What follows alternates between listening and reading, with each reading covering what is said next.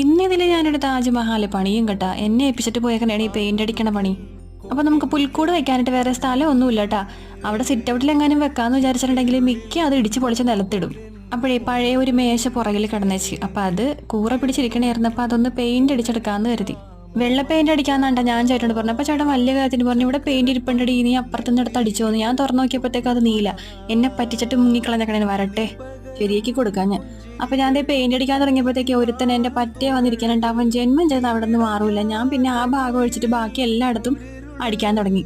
അങ്ങനെ അവസാനം മിക്കിയുടെ പറ്റിലെത്തിയപ്പോഴത്തേക്കും അവൻ മാറുന്ന ലക്ഷണമില്ല. അങ്ങനെ അവനെ പൊക്കി അപ്പുറത്തോണ്ട് ഇരുത്തി. ദൈവമേ, മിക്കിയുടെ ലക്ഷണം വല്ലതും കണ്ട. ഞാൻ നോക്കിയപ്പോഴേ അവന്റെ മോന്തക്ക് മുഴുവനും പെയിന്റ് ആക്കി വെച്ചേക്കണം.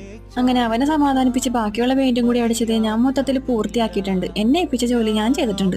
ഇനി ചേട്ടൻ വരുമ്പോ ചോദിക്കുക, ഇതെന്താണ്ടി അപ്പനെ ചൊറി പിടിച്ചിരിക്കണ പോലെ ഇരിക്കണേന്ന്. എന്നെ കൊണ്ട് ഇത്രക്കേ പറ്റുള്ളൂ.